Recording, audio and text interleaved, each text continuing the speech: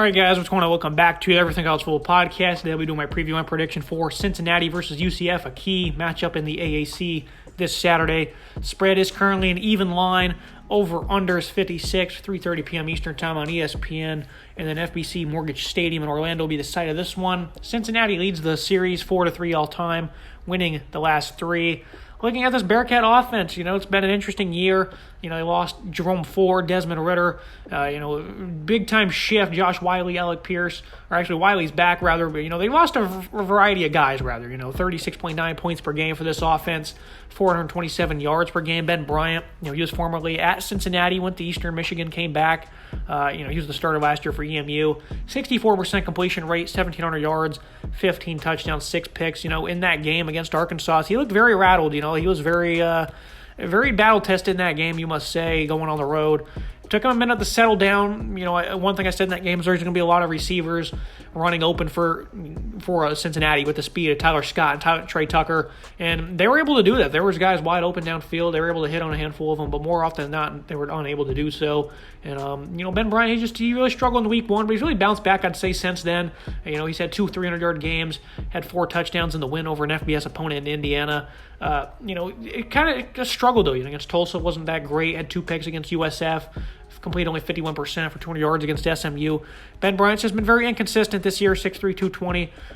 He's a senior who's been around a good bit. He understands the system. Mike Denbrock, of course, moved on, but he still, has that connection to Luke Fickell.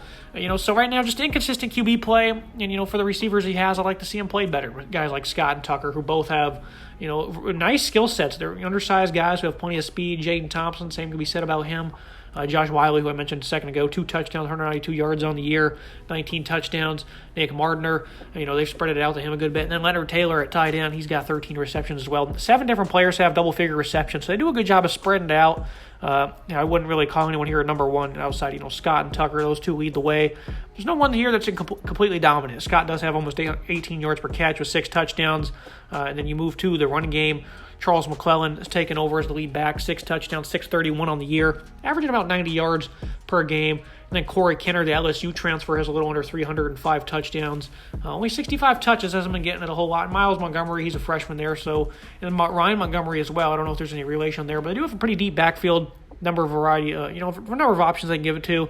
The offensive line, it's been a very inconsistent unit as well. There's a good bit of veteran leadership on this unit coming back. James Tunstall at left tackle being the most notable. They did lose one of their top players, Jake Renfro, to start the year. He's been gone, and he's been down and out for, since week one. That was a big loss for them. But still, despite having 3 seniors, this has been an inconsistent offensive line. It was not made Ben Bryant's job any easier. So despite, looking solid on the stat sheet, this offense definitely has its problems. Only about 160 yards per game rushing the ball. Bryant with the inconsistencies. They weren't great against SMU, under 400 yards. It's 3 of the last 4 games now they're under 400 yards. They did have 45 points against Indiana, though. So these guys, they're, doing a good job of, winning football games. They've, since losing to Arkansas, they have not lost since. Last 3 weeks, though, 31, 28, and 29, against conference opponents. So this offense has certainly been up and down, I'd say, but they have potential to be good. And they have potential to have good balance, especially against the UCF defense. It's kind of iffy at times. On the flip side of things, the UCF offense, for the most part this year, it's been a great unit. Over 37 points per game, 511 yards per contest. Had 4 giveaways against ECU, though. That's why they only scored 13 points in that loss on the road. That's a very interesting dynamic of UCF, though. They were unable to find the end zone, find any points at all, really. And very disappointing effort, considering they had 70 points the week prior against Temple. They had 41 against SMU. They also had 27 against Georgia Tech, despite only having 49 yards passing that day against GT. So John Ross Plumlee, been also an up-and-down season for him. He's had a lot of good, and I'd say a good bit of bad. He only has 6 picks on the year, but 3 of them did come against ECU. 64% completion rate on the year, 1,800 yards, 11 touchdowns, 506 rushing with 7 more scores.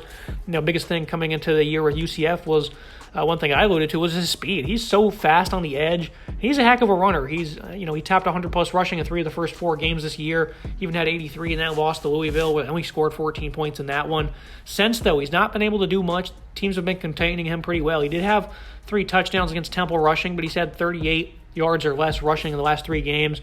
And, that's not exactly ideal. They can, perform without his legs, but, he's very fast. He's a good runner. I want to see him get more involved. He is the team's leading rusher, and, 5 yards per carry for him. Isaiah Bowser does have 10 touchdowns, 378 yards rushing on 100 attempts, 6'1", 220. He's a big-time bruiser for them. Last year he was a big part of their offense before he got hurt.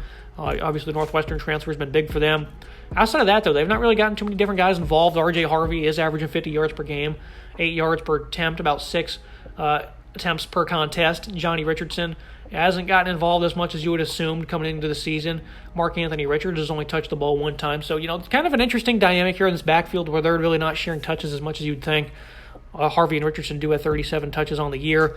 But so far, it's really just been the John Ross Plumlee and Isaiah Bowser show. 242 yards per game for this rushing attack. And that's where they thrive. That's where they want to make their money. Only 130 rushing against DCU. For the most part this year, they've been so good at running the football no matter who the opponent was. They only had 160 against SMU. Won that game pretty easily. They did run the ball pretty efficiently. So this is a really good running attack. Look at the receiving core. Javon Baker, the transfer from Alabama, 36 grabs, 411 yards, 2 touchdowns. He's averaging almost 16 yards per catch. And then Ryan O'Keefe. These two guys have pretty similar production. 32 grabs, 392 yards, and another 4 scores for him. And then Kobe Hudson's only played in 5 games this year, and he's been very efficient when he touches the ball, almost 22 yards per catch himself, only on 12 receptions, though. Alec Holler at tight end, he's got 11 grabs as well. So for the most part, it's really just a handful of guys that get involved. Kimora Gamble expected a bigger role from him this year, especially when he had a pretty respectable start to the season, catching a touchdown in week 1 against SC State. 3 grabs, 82 yards in that game. Only has 6 receptions on the year. Only 3 grabs since, so he's not really evolved like we imagined he would. And another team that has a pretty veteran offensive front that's also been a little inconsistent. I do like Tylen Grable at left tackle. For the most part, everyone here is a veteran. They're all seniors. You do have a redshirt junior in Matthew Lee at center, but, this guy has been around a long time. So this is an offensive line that certainly does a good job in run protection. Pass pro has not been exactly great, but run blocking, they've been pretty dynamic, and they do face a very interesting Cincinnati run defense, and that leads us to the Cincinnati defense. This is a scheme of the 3-3-5 they run, and the defense has certainly taken a step back, but for the most part, I think they've been pretty good at defending their run. They gave up 224 against South Florida, but, 4 of the last 5 games, they've held opponents to under 80 yards. Indiana was held in check to 68. Miami of Ohio only had 67. Tulsa, 36 rushing yards. That is a heck of a running attack. Demetric Prince, I believe, just led the nation in rushing this past week with how many he had. It was like 200-plus yards. They held them to 36 yards on 45 carries. That's just ridiculous. They did find 3 touchdowns that game. All of those came on the ground, but, they were just dynamic against the run in that game. That is highly impressive for facing a very similar running attack here. I would say similar in terms of in terms of yardage, but Tulsa doesn't have a quarterback that can run like Plumlee can, so that's another dynamic that they're going to have to key in on here. Numerous departures for this football team coming into the year. Ivan Pace, he comes over to join his brother Deshaun from Miami of Ohio. And, man, he's been elite. 72 tackles, 15.5 tackle for loss, 8 sacks. He has 2 forced fumbles. High and away the team leader in every single statistic. And Pace himself, Deshaun, 8th on the team with 30 tackles. He's been involved. Tyler Van Fossen starting to step up this year. Envisioned him stepping up last year, but not so much. He didn't do that really exactly. But this year he's really coming into his own at linebacker. Wilson Huber, he's got 37 stops. So they're getting some good production out of their linebackers. Juwan Briggs, he's stepping up at defensive tackle. This is an interesting defensive line. Jabari Taylor hasn't exactly emerged like I thought he would. He still has 4 tackle for loss this year. Dante Corleone, a freshman, he's got 4.5 TFL, 6'2", 320, 3 sacks. He's stepped up more than most people probably envisioned coming onto the year. Malik Van, though, he got injured, of course, and that's a big loss for them because he was another veteran edge rusher they were going to count on this year. The Cincinnati defense, though, is 29 sacks. Pace has 8 of those.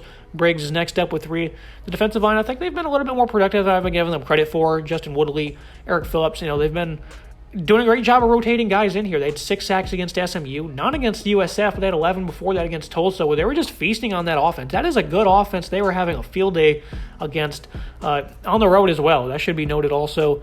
And, the pass defense has not been too bad either. Of course, they lost, 3 guys to the NFL, and they did return 2 leaders in Javon Hicks at safety and Arquan Bush at corner. He slipped into a starting cornerback role after being the nickel the last couple of years. So they do have those 2 leaders in the secondary. I do think that they have played pretty good in the back end. Have not been, like they were for the last couple of years where teams could not do anything against them one bit. For the most part, though, 51.1% opponent completion rate, They gave up 69% completion rate to Arkansas. Since then, it's been under 53% in all the games since. They've been really good. Haven't given up a handful of yards, but 66 attempts for Indiana, only hit 280 yards. I mean, that's a really good number when you equal things out. And then they held a respectable Tulsa passing attack in check as well, only 249 yards. They had 2 picks in that one. They've given up 11 touchdowns this year through the air compared to those 7 picks. And usually, this is a team the last couple of years has been a ball-hawking secondary. Almost every single year they have more picks than touchdowns. That's, a streak that's lasted 2 years now, almost a third year, really. A couple of years back, though, they gave up just one more touchdown than picks. But, usually this is a secondary that's better, more good than bad. But this year we've seen a little bit more bad than good. But for the most part, this is still a team that does not give up too many completions. They don't give up a lot of big plays. Byron Threats, this sophomore safety, has been stepping up and playing well for them. Overall, this has been a really good defense for the Bearcats. A theme I've noticed against UCF, Gus Malzahn, of course, is now a little different. But for the most part, still, they've been very good against UCF. This offense, under 400 yards each of the last 3 years. 2 years, really. But they did a very good job back in 2019 even. They gave up, a little over 400 yards and almost 90 plays they were on the field for. So this is a defense that Luke Fickell does a very good job of coaching up when they play this UCF offense. That's a theme I've noticed. We'll see if that changes here on Saturday. Looking at the UCF defense, giving up 354 yards per game, under 18 points per contest. This is an interesting unit. It's kind of hard to get a read on because they've had plenty of good and plenty of bad themselves. Against Louisville, the balance really struck them in that one. ECU, that was a pretty balanced attack as well. Coming, last week, 458 yards they allowed. SMU, 476 yards. It's a pretty good, effort though. Held that offense to 19 points. What was it, a Wednesday night game? So the defense has been strange. They've not been too bad against the run. They haven't been exactly great either. I think they've definitely struggled in the secondary. That's a unit of concern for them. 66th nationally in that. 47th against the pass. And this is a defense that they don't really force a whole lot of turnovers. They don't get to the backfield a lot. Only 12 sacks on the year. Trayvon Morris Brash has 4 of those sacks.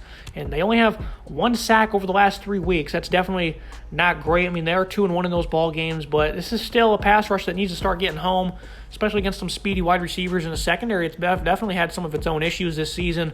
UCF, the biggest things, they lost a handful of guys last year to transfer and whatnot. Tatum Bethune was one of those guys. They have had a linebacker step up, though, and Jason Johnson was far and away 65 tackles is the team high. Jeremiah Jean-Baptiste next up with 33. Devon Wilson, I thought he was one of their best DBs coming into the year, and so far he's been pretty good. 25 tackles, a forced fumble, 2 picks. Those are the only 2 interceptions this team has through 7 games. So, again, they don't force a whole lot of turnovers. This unit has not been bad by any means, I think. They've not been getting scorched up. SMU, again, they only had 19 and under 500 yards, and it was a blowout. I was pretty concerned of how they played against ECU. This is just an interesting defense. They only have 20 points to Louisville as well. I do think this is kind of a matchup they might lose, though. I think that Cincinnati, with their good offensive line, they can provide some good balance, start running the ball, and they got some guys downfield they can win, off-play action with their speed. So it's kind of hard to get a read on this defense because they've been, very inconsistent. They have, a variety of different players that have stepped up. But for the most part, I'm not really sure how they feel. I do think they're going to have to get some good penetration on the inside. Put that pressure on Ben Bryant because obviously the road, I'm not very confident in his abilities to go on to through a big-time environment here at the Bounce House and just completely tear apart the opposition. So I do think if they can put some pressure on him, make things even a little tougher for him. Josh Salazar, defensive end, is going to have to continue to make plays at 6'4", 265. I think this is an interesting defense, though, all around. They have some good depth on the defensive line. They got guys at linebacker stepping up. They got some corners that are respectable, or at least DBs, rather. Wilson's very good. Kobe Perry, Corey Thornton, these guys are going to have to continue to step up. Quadric Bullard as well. He's another one. So, interesting matchup for these guys. I don't know how they will perform, but if I had to expect, I do think this will be a tougher matchup for this UCF defense. Look at the team comparisons. I think UCF has the edge at quarterback and at running back. John Riles Plumlee, love his skill set. I think they're a little bit deeper at running back, with Isaiah Bowser and some of the other guys that have been getting involved. Their running game all around for UCF is one of the nation's best, so I got to give them credit there. When it is due, offensive line, both the units have been a little inconsistent. I'm going to give it to Cincinnati, though. Both 2 veteran-led units, though. Wide receiver, this could be another one you can lean UCF as well, but I do think that the Bearcats have a little bit more depth. I like Scott. I like Tucker. Jaden Thompson's really good. I like tight end Josh Wiley also, so I'm giving them the edge there. And every single edge goes to them on defense, defensive front. They've got a nice rotation going. They're getting into the backfield, 29 sacks. That's one of the nation's higher marks, while UCF, they're at the bottom of the nation in that category. Linebacker, pretty unanimous there. A lot of veterans. I believe it's 3 or 4 seniors at linebacker they have. Of course, Ivan Pace has been phenomenal. And then the secondary, it's kind of a no contest there, I would say. For the Bearcats, Arquan Bush and Javon Hicks. Hicks is probably one of the nation's best safeties, so I would give them the edge there. Looking at final thoughts on the prediction, Cincinnati, get good penetration on the interior, play from ahead. I don't want to have Ben Bryant on the road playing from behind. It's just not something I want to do. He did it pretty admirably, I would say, against Arkansas. They're just getting beaten up in that first half, and he ended up with 300-plus yards and a handful of scores. Still, that's not really where I want him to be at. Remember the big plays. That's the biggest key for UCF. And then steal some possessions, because I've not been able to really do that this year. And, I think that's a key, because I think their offense is going to struggle a good bit against this defense. This is a legit unit. Luke Fickell, for years now has proven these guys are no joke, and especially with a lot of turnover on this unit, they have not really fallen off a whole lot. So I think over the last couple of years, this has been a great matchup. It seems to always be a one-score contest, and also seems to have the UCF offense struggling. Cincinnati did blow them out pretty handily last year, but still, this is a unit that typically struggles against Luke Fickell. I think that's going to be the same story here. So I do expect this one to be close, but I do have UCF falling to the Bearcats at home, 34-27. This should be a really good game. It's a very important one as well. UCF, despite that disappointing loss, they can easily bounce right back in to potentially joining the rankings if they can beat Cincinnati here, and they'll probably keep them alive in the conference also. So a lot on the line here. A group of 5 bid for a New Year's 6 game is still on the line, so it's a big opportunity for UCF. Cincinnati also to get a very quality win here on the road. So that's me for today's episode, guys. Make sure you like, comment, subscribe. See you next time.